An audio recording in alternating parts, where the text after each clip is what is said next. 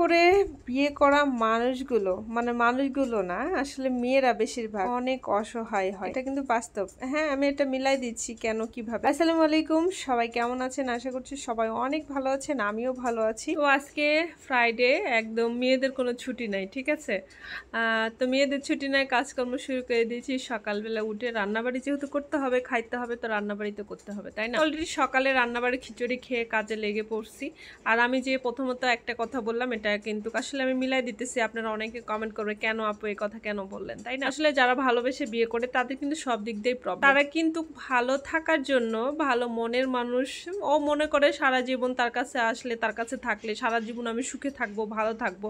এটা আসলে বিয়ের আগে সম্ভব হয় না। আমি সবার কথা বলতেছি না, আমি বলতেছি আসলে হাতে গোনে কয়েকটা পার্সন যারা রিলেশন করে বিয়ে করে তাদেরই বেশিরভাগ ঝামেলা হয়। অনেকে কমেন্ট করতো আপু যে রিলেশন, ভালোবাসার বিয়ে নাকি টিকে না।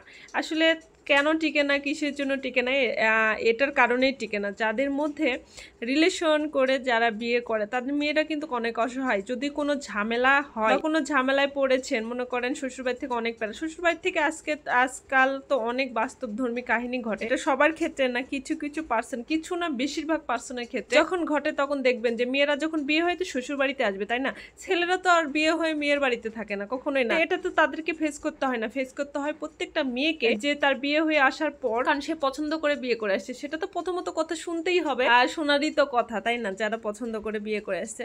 তারপরে আবার দেখবেন যে যখন অশান্তি হবে, মেয়েকে কথা শোনা, কিছু কিছু আছে না কুটকাচালি কথা শোনাবে, তখন দেখবেন যে বিয়ে করার পরে আপনি কখনো বাবা মাকে বলতে পারবেন না, মানে মেয়েদের কথা বলছি, বলতে পারবেন না বাবা মা আমার এই প্রবলেম হয়েছে, ওই প্রবলেম। কারণ কি জানেন, বলতে গেলে আপনি শুনতে হবে আরে তুই তো করছিস একা বিয়ে, আমরা তো পছন্দ করে দেই নাই, ঠিক আছে। তারপরও বাবা মা কারণ এড়াইতে পারে না কষ্টটা, এই জন্য কিন্তু মেয়ের পাশে থাকে। এটা কিন্তু বাস্তব, মেয়েকেও মেনে নিতে হবে, তাই না।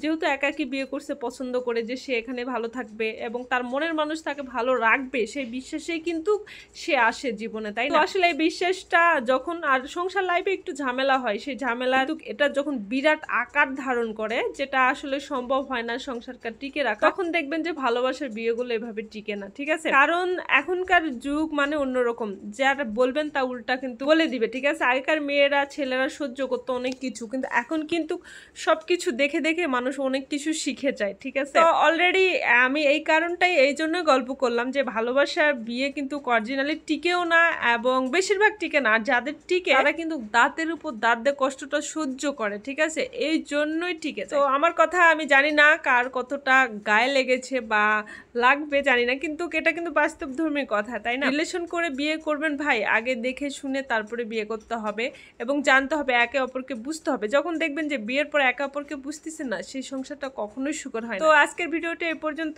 সবাই ভালো থাকবেন, সুস্থ থাকবেন। আল্লাহ হাফেজ, আল্লাহ হাফেজ, আল্লাহ হাফেজ।